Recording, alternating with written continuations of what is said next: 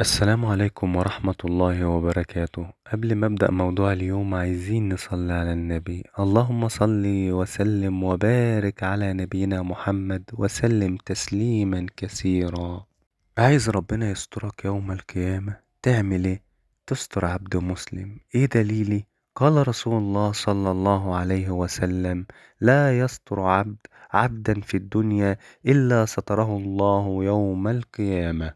وفي الحديث ده الرسول عليه الصلاة والسلام بيأمرنا إن احنا نكون حسنين الخلق، وإن احنا نستر أصحابنا وإخواتنا من أي معصية أو فضيحة هم عملوها، ما ننشرهاش بين الناس ونفضحهم ونقول ده عمل كذا وكذا. فطول ما انت سترته، ربنا يوم القيامة يسترك عن عيوبك وذنوبك والأشياء اللي انت عملتها غلط. ربنا يسترها لك في الآخرة ومحدش يعرف عنها. أما لو فضحته في الدنيا، فضحته في سمعته أو في أي شيء هو عمله وأنت فضحته بيه، فطبعا ربنا يفضحك يوم القيامة.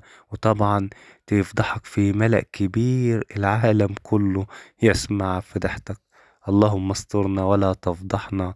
وصلى الله وسلم على نبينا محمد وسلم تسليما كثيرا.